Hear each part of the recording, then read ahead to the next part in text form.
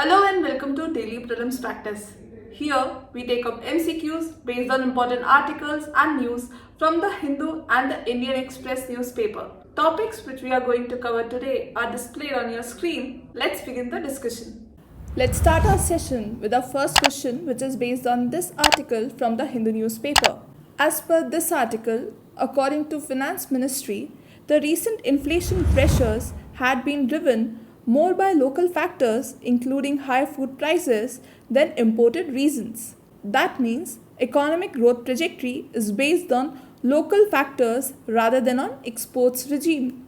Now, as you know, facts or reports related to export is important for your prelims examination. Like this question based on Global Competitiveness Report came in year 2019. Now let's come to the practice question. Here you have to find out the correct pair using the code given below. Now here under one column you are provided with global trade indices and in another publishing agencies. So now let's come to the first option, that is trade facilitation index. Now this index make assessment of trade facilitation policies, areas for action and impact of reforms, and it is published by OECD, that is Organization for Economic Cooperation and Development, and not by World Bank. So with this our first pair is incorrect. Now let's come to the second one, that is enabling trade index. Now this index measures factors, policies and services that facilitate trade across borders and to destination, and this index is published by World Economic Forum and not by OECD. So again with this our second pair is incorrect. Now let's come to the last one, that is logistics performance index, which measures logistics friendliness of countries and it is published by World Bank. So with this this pair is correct. And our correct answer is option D, that is 3 only. Answer of this PYQ is option C, that is World Economic Forum. Now let's come to the next question, which is based on this article from the Hindu newspaper. According to this article, a constitution bench of Supreme Court is not happy the way the recent election commissioner has been appointed. According to the bench, the entire process was done in a hasty way. Mr. Arun Goyal was a secretary in the government on last Friday. He took voluntary retirement that day and was appointed an election commissioner on Saturday and took charge on Monday. So this evoked criticism of speedy appointment. Election Commission is important constitutional body and UPSC has been asking questions based on different constitutional and non-constitutional body in your prelims examination. Like this question based on the same came in year 2017. Now let's come to the practice question. Here you have to find out the correct statements. The first statement is, Regional Election Commissioner shall not be removed by the President from office except on the recommendation of the Chief Justice of India. Now as per Article 324 Clause 5, any other election commissioner, that is other than Chief Election Commissioner or a Regional Commissioner, shall not be removed from office except on the recommendation of the Chief Election Commissioner, not by Chief Justice of India. So with this our first statement is incorrect. Now let's come to the second statement. The expenses of Election Commission of India are charged on Consolidated Fund of India. Again this statement is incorrect. As per the current practice, Election Commission expense is voted and approved by Parliament, thereby giving financial discretion to the Parliament. But this is one of the recommendations of the 255th Law Commission and Goswami Committee, that Election Commission's expense to be charged on Consolidated Fund of India to ensure financial autonomy. So both these statements are incorrect. So our correct answer of this question is option D, neither 1 nor 2. Answer of this PYQ is option D, that is 3 only. Now our next question is based on this editorial from the Hindu newspaper. This editorial is about India-Australia Trade Pact, that is Economic Cooperation and Trade Agreement. As you all know, bilateral, regional and global groupings and agreements involving India or affecting India's interest is important for your prelims examination. Like this question came in year 2000 based on Broad-Based Trade and Investment Agreement. Now let's come to the practice question. Here, you have to find out the correct statements with reference to the Free Trade Agreement. The first statement is India and Australia Free Trade Agreement was signed in year 2012. Now, before answering this question, one should know what is FTA. Free Trade Agreement is an agreement between the countries or regional blocs to reduce or eliminate trade barriers through mutual negotiations with a view to enhancing trade. It can, however, be comprehensive to include goods, services, investment, intellectual property, competition, government procurement, and other areas. Now let's come to the first statement. India and Australia Free Trade Agreement was signed in year 2012.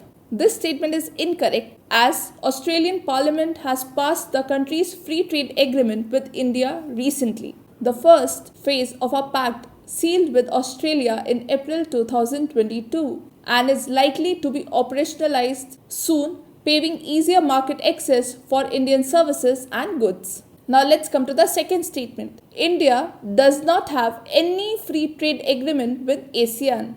Now again, this statement is incorrect. The initial framework agreement was signed on 8 October 2003 in Bali, Indonesia, and the final agreement was on 13 August 2009. The free trade area came into effect on 1st January 2010 but was confined only to goods. Subsequently, the India-ASEAN Agreement on Services and Investment was signed in November 2014 with implementation on 1st July 2015. So with this, our second statement is incorrect. And correct answer of this question is option D, neither 1 nor 2. Answer of this PYQ is option A, that is European Union. Now our next question is based on this article, and this article is about Periodic Labour Force Survey. Now according to this survey, unemployment rate in urban areas for persons above the age of 15 eased to 7.2% in July-September from 9.8% a year ago. And the unemployment rate was 6.6% for men and 9.4% for women.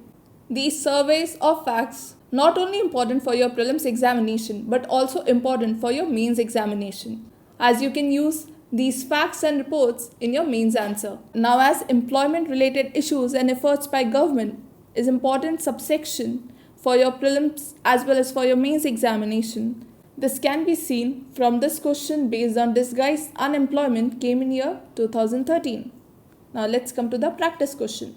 Question says, which of the following employment survey reports is or are published by the National Statistical Office? The first one is Periodic Labour Force Survey Report. This report is released under the Ministry of Statistics and Program and Implementation by National Statistical Office, and the survey was launched in 2017. It measures employment and unemployment data in short time interval of 3 months for the urban areas only in current weekly status. Now what is current weekly status? It is approach to measure unemployment uses 7 days preceding the data of survey as the reference period. For example, a person is considered to be employed if he or she pursues any one or more of the gainful activities for at least 1 hour on any day of the reference week. On the other hand, if a person does not pursue any gainful activity but has been seeking or available for work, the person is considered as unemployed. Now let's come to the next option, that is payroll reporting. Now it is based on the administrative records available with selected government agencies, and it uses information on the number of subscribers who have availed benefits under 3 major schemes, namely the Employees Provident Fund EPFO, Employees State Insurance Scheme and National Pension Scheme, and it is published by National Statistical Office. So again, both these reports are published by National Statistical Office. Now let's come to the third option, Quarterly Employment Survey. Now the survey is published by Labour Bureau under Ministry of Labour and Employment, and it is part of All India Quarterly Establishment Based Employment Survey. It estimates about the employment and related variables of establishments in both organized and unorganized segments of 9 selected sectors. which account for a majority of the total employment in non-farm establishments. So with this, our correct answer is option A, that is 1 and 2 only. Periodic Labour Force Survey Report and Payroll Reporting, both the reports are published by National Statistical Office, and Quarterly Employment Survey is published by Labour Bureau. Now the answer of this PYQ is option C. Now our next question is based on this article from the Hindu newspaper, and this article is about the importance of millets in Kutiya tribe's life and dietary system. This tribe is in the Kandhamal district, that is in Odisha, deserves accolades for their contribution to the millet survival and subsequent mainstreaming. Now, information related to major cropping patterns in the various parts of the country is important for your prelims examination. This question, based on the Initiative for Nutritional Security through Intensive Millets Promotion, came in year 2016. Now let's come to the practice question. Here you have to find out the correct statements with respect to millets.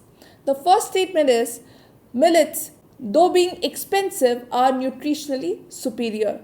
In this statement, this information is incorrect, as millets are less expensive, but they are nutritionally superior. They are also rich in calcium and magnesium. Now let's come to the second statement. They are environment friendly, having low carbon footprint and less water intensive. Now this statement is correct, as they are less water intensive and has low carbon footprint. They are photoinsensitive and are resistant to climate change. Now let's come to the third statement. They can be used to tackle lifestyle problems like obesity and diabetes. Again, this statement is correct, as they can help in tackling lifestyle problems like obesity and diabetes, as they are gluten-free and have a low glycemic index. So with this, our correct answer is option B, that is 2 and 3 only. Answer of this PYQ is option C, that is 1 and 2 only. Now, question based on millet is also important, as India made a proposal to observe 2023 as International Year of Millets, which was accepted by FAO and UNGE, and they are declared 2023 as International Year of Millets. Also, India is the largest producer of millet in the world, with 20% of production in Asia is done by India.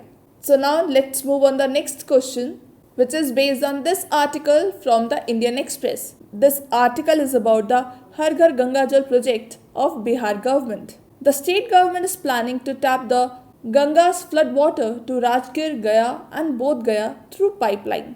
This is the first phase of the project, and the second phase is taking the Ganga water to Nawara. Now, as you know, in Indian geography, important drainage system like Himalayan, etc. is relevant for your prelims examination. This question, based on tributaries of Godavari, came in year 2015. Now let's come to the practice question.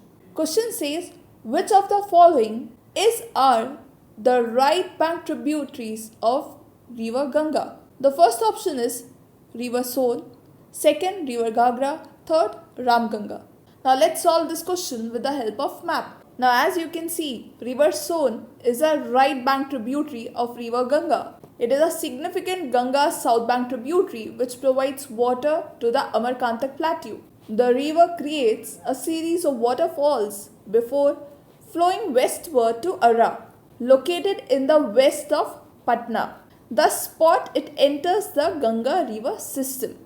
Now the second option is river Gagra. As you can see, it is a perennial trans-boundary river originating on the Tibetan plateau near Lake Mansarovar. Now the Karnali cuts through the Himalayas in Nepal and joins the Sharda river at Brahmaghat in India, and together they form the Gagra river, a major left bank tributary of the river Ganga. Now the last option is Ramganga. As you can see, it is a left bank tributary. It drains the southwestern region of Kumayu, and it originates from the southern slopes of Dudatoli hill located in the Chamoli district of Uttarakhand. Now as you have seen, only river Son is the right bank tributaries of river Ganga in above given option. So our answer is option A, that is 1 only. Answer of this PYQ is option D, that is 2 and 3 only. Now let's come to the last question, which is based on this article from the Indian Express. According to this article, the centre has proposed to overhaul the Prevention of Cruelty to Animals Act 1960 by introducing 61 amendments in the law, which includes 3 years imprisonment for committing gruesome cruelty, including bestiality with animals. A draft of Cruelty to Animals Amendment Bill 2002 was prepared by the Ministry of Fisheries, Animal Husbandry and Dairying, has been recently opened for public comments. Now, different bodies related to wildlife protection or environment is important for your prelims examination, and this can be seen from this question came in year 2014. Here, UPSC has asked facts about Animal Welfare Board of India, National Tiger Conservation Authority and National Ganga River Basin Authority. Now let's come to the practice question. Here you have to find out the correct statements regarding Animal Welfare Board of India. The first statement is, it is a statutory body constituted under the Wildlife Protection Act 1972. Now this statement is incorrect, as Animal Welfare Board of India was established in year 1962 under section 4 of the Preservation of Cruelty to Animals Act 1960. This board ensures implementation of the animal welfare laws in the country in a very diligent manner and provides grants to animal welfare organizations and advise the center states and UTs on animal welfare issues. Now, as per the Act, the board comprises of 28 members, including 6 MPs, that is 4 from Lok Sabhas and 2 from Rajya Sabha. Now let's come to the second statement. It is chaired by Prime Minister. Again, this statement is incorrect, as it is chaired by a senior official of the Ministry of Environment, Forest and Climate Change. So as you can see, both these statements are incorrect. So our answer is option D, neither 1 nor 2. Other important information that I would like to share with you is that National Board for Wildlife, another important statutory body constituted under Section 5 of the Wildlife Protection Act 1972, and it is chaired by Prime Minister. And answer of this PYQ is option B, that is 2 and 3 only. That's all for today. Stay tuned for more such updates.